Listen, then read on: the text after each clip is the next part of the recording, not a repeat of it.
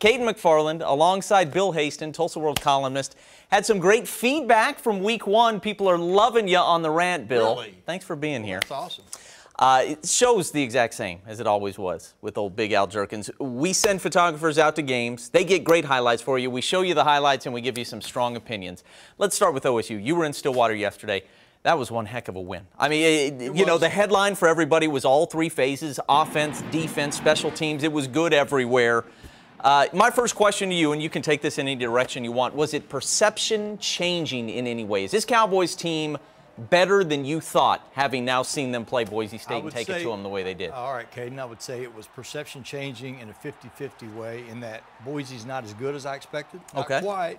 And OSU is a more complete team than I realized. Yes. I mean, look, I thought their special teams, if you had asked me before kickoff, what is the state of OSU special teams, I would have said, you know, pretty bad.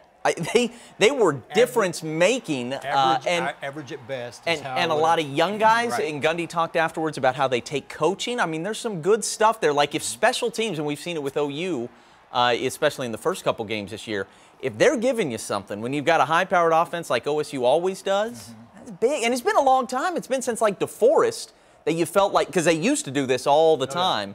I mean, that was big for the special teams. They were dynamic in every sense with special teams from Gundy's first year through about 2012 or so, and then they took a big step back because they used to be great on returns, all phases of it. Yes. Well, Gundy said yesterday, Caden, that they recognized something in film study early in the week that suggested they had a chance to knock a punt down. Well, they did knock 2 down, and he said, you know, they practiced it Tuesday.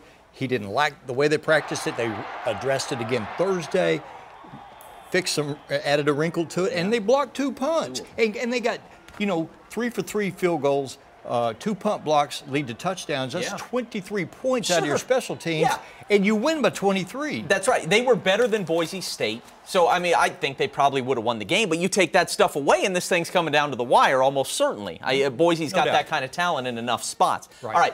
We'll get to the defense, which to me is a really big storyline. But Taylor Cornelius, what did you make of the performance there? I mean, certainly a winning performance, and everybody's talked about the way he ran the ball. The numbers weren't just huge, but he did it in some really key spots. I think I would best describe his contribution in the run game as not dynamic yards, not big. It wasn't a big stat line, but they were important yards. And, you know, I don't know that you want to expose him to that much physical contact. Not every week. 16 times a week, but it was real timely and effective yesterday. So, no, I mean, the guy's 12th in the country in passing. He's completing 64%. Mason last year was 65%. He's 3-0. He's in the top 15. I mean, Oklahoma State's in the top 15 for the 10th time in 11 years, which coincides with your arrival here. And before you got here, nobody would have ever expected Oklahoma State to be in the top 15 10 of 11 years. So Taylor Cornelius, if you just look at the bottom line, he's fine. Now he's got room to get better, and that's a real plus for OSU. But I mean, they're 3-0 and they're 15th in the country with a guy who waited 4 years to get his chance to play. And you didn't know what he was going to look like when he did get to play. So I would say so far he's okay. I mean there's room to get better, but he's okay. You had mentioned last week that the offensive line was a real concern, and the fact that there wasn't more running room. Getting the ball to Justice Hill more will produce some running room. Just because he's so good, he'll do some on his own. He did that yesterday. But going forward, did your perception change at all with the offensive line? Or are they about what you thought about a week ago? They, from an execution standpoint, I would say they're about what I thought they were. I would say from a conditioning standpoint, they're pretty exceptional because Rob Glass's guys typically are. They do have an advantage over opposition in the second half of games and the fourth quarters of games. And I think yesterday the run blocking got better as the day got hotter and they got into the fourth quarter. Right. And you saw Justice Hill. I mean, I've said all along, you don't have to be the best offensive line in the country to get Justice Hill his chances to be special. Just let him get to the second level of the defense, and he'll go from there. He'll take it from there. And his stiff arm on the sideline, even though he stepped out of bounds. Yes. Oh, that was a thing of beauty. Let me tell you something. That's something the NFL people will notice. That balance and that strength. He is an NFL back without question. All right. I'm impressed with Jim Knowles. I mean, this is only 3 games, and really only one of them counts. But I didn't expect that kind of pressure. 7 sacks, 10 tackles for loss. They were in the backfield all day, and I guess, you know, they certainly schemed their way into some of it with Jordan Brailford as a stand-up linebacker. I mean, that was, he said, we got at least a B on the performance. I mean, I would say A++ on the pressure. Well, I would say A++ on the creativity. Yeah. And to take your best people on that side of the ball, who are Bundage and Brailford. And how about Brailford? I mean, you're talking about a guy who had what looked to be maybe a catastrophic leg injury. Right. I thought maybe even was close to retiring from football at one point. And now here he is, one of the better rush people in the country. He's tied for the lead nationally in sacks. He came off the edge yesterday in a way that maybe I haven't seen before. And certainly the injuries, I think, were maybe holding him back the last couple of years. I would think. But that kind of burst, I mean, that looked like an NFL dude. And I didn't think that about Brailford prior to now. But the day he had yesterday, I mean, that begins to change my perception. If my perception has changed at all with regard to OSU, it would be the fact that it's only one game, but the special teams showed us something. And the defense really, I thought they'd be good. I said in a preseason prediction video, I thought they'd be a top 3 defense in the Big 12. And that is saying something. Iowa State and TCU were pretty good, and Texas potentially. They may be even better than I thought. That pass rush was something. Well, they're better than I expected because of the way Knowles is using his best guys. Yeah. And so as long as he, you know, as long as Bundage stays healthy and Brailford plays like he's playing, it's just so interesting to see Brailford catapult from rotation guy to a star just on the basis of what Jim Knowles wants to do with him. And maybe it coincides also with maybe Brailford feels better physically than he's ever felt since high school, since Booker T. So, but I don't know. I mean, I'm pretty astounded by what I've seen so far. Yeah. It's from a pressure standpoint, no Gundy team has ever been this good. Never. They've never been this good at disrupting opposing quarterbacks. Yeah, look, the 2013 defense was really, really good, and advanced metrics had them top 10, but I think you might be right. They had kind of singular guys as pass rushers. Ogba obviously was special, but you're right, coming from, I don't remember a game like this where they played a quality opponent, an offense we knew was really good, and they got pressure this consistently and got home that much with 7 sacks. Maybe I'm missing one, but you're right. I don't know if I've seen a performance quite this good considering all of that. But I would say the 2013 defense had maybe better personnel, but they attacked in a more conventional way. Right. Whereas Jim Knowles took a look at what he had, tinkered, did some envisioning of what if I do this and what if I do that. And you know, on opening night we saw, you know, that 3rd down package with 3 speed guys up front on 3rd and long. And, you know, so far it has, you know,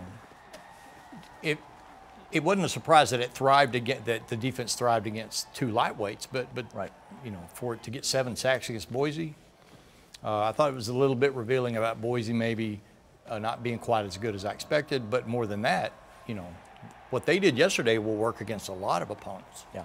Last year on the Rant, at exactly this time, I think OSU just put it on Pittsburgh. And Big Al and I were getting so excited about the thought of a Bedlam 2 in the Big 12 championship game. And it didn't materialize because of the loss to TCU and then the loss to Kansas State late in the year. Right. I wasn't thinking about that really all offseason. Just wasn't a thought in my mind. I thought OSU would be better than what a lot. Some people had them picked like 7th in this league. Right. I thought they'd be top half for sure. I even thought top 4. I never really seriously entertained a Bedlam rematch in the Big 12 championship game this season. With Taylor Cornelius at quarterback, can that happen, Bill? Yeah, it could. It could. I mean, TCU looked pretty good yesterday. They did until that flurry in the 3rd quarter. But no, TCU is very legitimate. I mean, you got 4 pretty clearly defined factors at the top of the Big 12.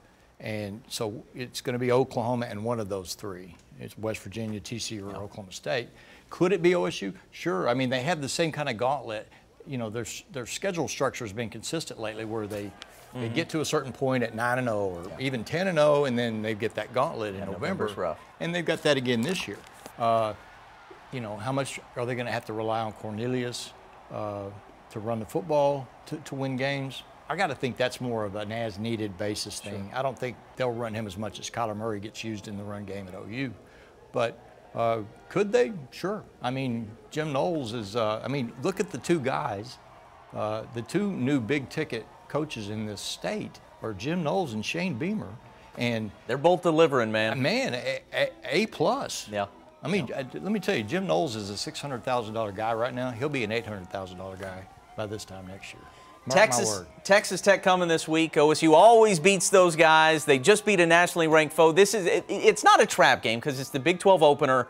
But if Texas Tech is beginning to find something on offense, it maybe could be a little bit more of a test than I would have thought previously, or than I actually, have. Well, I'd rather watch a competitive game than a. Oh, heck yeah. I mean, Gundy's signature blowout was 66-6 at Lubbock 7 years ago. I don't want to see that again. This series has been ugly since OSU took control of it. No, I mean, they right. put it on them with regularity. And it's regularity. so interesting, Caden, because for so long before that, Texas Tech was a real nemesis. That's right. I mean, OSU had Gundy. I think Gundy knew we got to be better than those guys. If we got to climb over them if we're going to get to where we want. It looks like they've just about climbed over them permanently. I'm sure the people in Lubbock are like, no, wait a minute. Our athletic budget is the same as Oklahoma State's. We're Absolutely. Similar type of situations. We're in the state with all the recruits. Why aren't we beating? No doubt, people in Lubbock have to be wondering, why is Oklahoma State having the kind of sustained success they are, and we can't? And by the way, they only need to look in the mirror because they fired Mike Leach. Not to say Leach would be beating Gundy right now, because towards the end of his career he wasn't, but they punted on some pretty good success. Well, I mean, if you have a revolving door with your leadership in the AD position and coaching, as they've had, while OSU has stood pat with Holder and Gundy, I mean, there you go. There's your explanation. All right, let's talk about the Sooners. This was kind of a gritty win at Iowa State, 37-27. Kyler Murray was fantastic, 413 total yards. The defense looked a lot like the defense of 2016 and 2017. Tackling was an issue. After 2 games, we thought that was kind of the narrative. This OU defense is impressing us. These young guys are playing. Problems have been solved. Iowa State was the tougher team. I don't want to say they wanted it more, but look, they know how to attack OU. They're more comfortable with their game plan, Matt Campbell's game plan, than most teams in the Big 12 are when they see that OU on the helmet. So I was impressed with the way Iowa State hung in there. They were trading haymakers. They aren't as good. They're not as talented. So, they end up taking the loss. But Iowa State plays the Sooners tough these days. Yep. One of my primary takeaways from that game was that heck of a job by Matt Campbell over the span of 1 week, because they weren't very good at all at Iowa. Yeah, and 3 points scored. Much better yesterday. And, there were some issues on the defensive side, no question. But Lincoln seemed thrilled to get a 10-point win and to get out of there. And I think as long as Matt Campbell's the coach at Iowa State, that's right. If you can win by 1 point at Ames, be happy with it. Take it and run. Couldn't agree more. Look, they are well coached. They play hard. They don't have the talent, and OU's never going to be. You're never going to be able to convince these guys to get up for Iowa State in the same way they get up for Oklahoma State or the way they get up for Texas. But they did enough, and I got to tell you, Kyler Murray. In the fourth quarter, it was a 1-score game. I mean, that's where you can start feeling the nerves. And he came up with an 8-minute drive that ended in a field goal that put this thing away. It sure seems like he's got some of the same magic about him that Baker Mayfield did. Yep. That was the thing. I knew that Kyler Murray could run fast and make just about every throw. I knew he was going to do the spectacular. My question was, when that OU defense isn't helping out and you begin to feel that extra pressure where you got to score, you feel like you got to score on almost every possession, how would he play? Right. In a pretty good pressure situation yesterday on the road. He was really good. Yeah, he was. The most remarkable stat I saw over the weekend, Caden, through 3 games last season, the first 3 last season, Baker Mayfield, 1,033 passing yards and 10 touchdowns. Through 3 this year, Kyler Murray, 1,030 passing yards and 10 touchdowns. It's actually 1 yard off. 33 and 32. Is that what it is? It's unbelievable. I mean, same number of touchdowns off by 1 yard. It's stunning. It's real, and like you say, from a leadership poise standpoint, I mean, we still got a lot of big games ahead, but through this point, Kyler Murray gets an A+. No Rodney Anderson means that Kyler Murray's going to have to run more. Certainly in a game like this against a defense as talented as Iowa State, they'll have a few weeks in the Big 12 where they can mostly let Kyler just sit back there and throw the ball, but he's going to have to run, I think, a lot more than would be ideal. They got 96 yards from the running backs yesterday. That's not enough. They need to get a consistent minimum of 150 from the other three. Sermon just doesn't have the burst. You know, I mean, there are certain games, there are certain situations where he can be really effective. The touchdown run was impressive, but he's not Rodney Anderson. And in fact, having seen what I did against Iowa State, I feel even worse about the OU running game than I did 1 week ago when we, you know, on this show basically heard the news that Rodney would be done for the year. It's the problem, though, Caden, because if you take the very best qualities of Sermon, Pledger, Sutton, the very best qualities of combine them, then you got Rodney Anderson. That's right. You can't put all those guys on the field. That's right. Look, the Sooners are the king of this conference, but that defense yesterday and all the missed tackles, it's not like I'm jumping ship or anything, but it gives you pause. And watching Oklahoma State play as well as they did, the Big 12 feels a lot more wide open than it did 1 week ago. Let's put it that way. The way TCU played, I think we know what West Virginia is going to be, even though they weren't in action yesterday. Oklahoma State maybe jumps up and is a little better. And Texas shows us, I don't think they're ready to go consistently win a bunch of games in this league. But what they did, USC's way down, granted. But I think we saw Texas's A game yesterday, and that is capable of taking down just about anybody in this league on any given day. So this league is more wide open than I think I thought about a week ago. I mean, it's OU's to lose, no doubt. Yeah. But yeah, I mean, maybe the pennant race is a little more compelling than I would have expected 2 weeks ago. All right, really quickly, and maybe I'll combine these final two segments. It was a pretty uninspired performance. The execution was poor for Tulsa. I don't want to say that the energy wasn't great, but when you're giving up 27 unanswered, you're not answering the bell in the way you need to on your home field in a game that, if you want to make a bowl, which has been Philip Montgomery's stated goal for months now, sure, you had to go win this ball game. And yeah, they made a nice little push at the end, but they gave themselves no margin for error, and it was lost with the safety late.